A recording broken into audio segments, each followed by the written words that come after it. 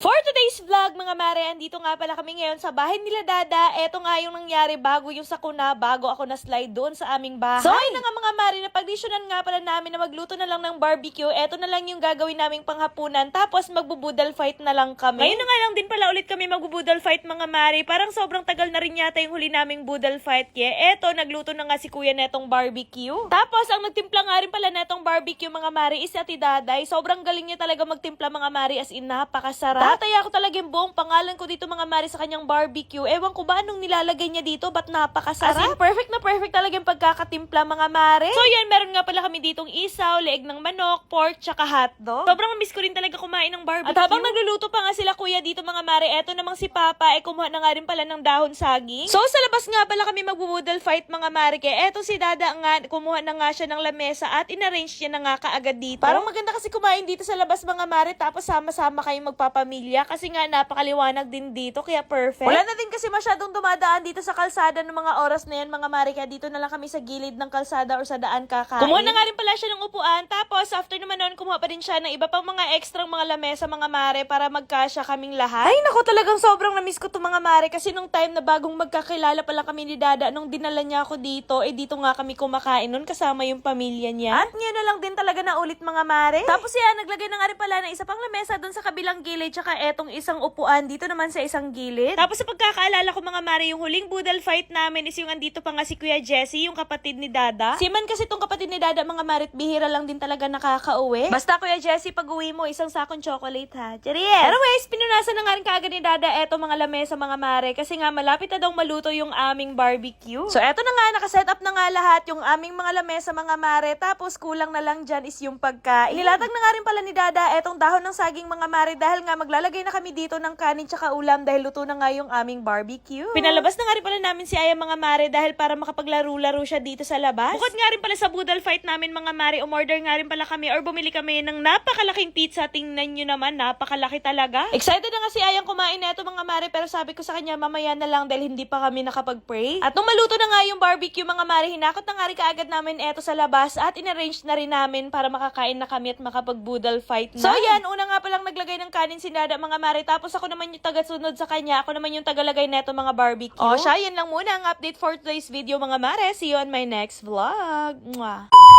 Oops! Gusto niyo bang manalo ulit ng 1,000 pesos? Wala kayo bang gagawin kundi mag-register lang at mag-cash in ng 100 pesos na nasa comment section ng link and mamimili ako ng mabibigyan ng 1,000 pesos. Pero bago yon, ituturo ko na muna sa inyo kung paano manalo at maglaro dito sa may PH MOBA. So dito sa PH MOBA, napakarami nga palang games na pwedeng pagpilian dito, pero eto nga pala yung Super Ace yung nilalaro ko. Tumaya na ako dito guys ng 500 pesos and titingnan natin kung mananalo tayo ngayon. Ay, 25! Ayan, nanalo tayong 25 pesos. Not bad. 500! O, diba? Nabawi kagad natin yung 500 pesos.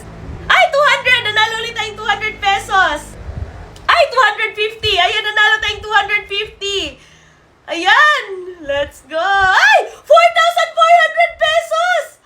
Hala, ang laki! OMG! OMG, ang laki ng napanalunan natin! 500 ulit! Oh my God! Ay, 6,000! OMG, ang laki!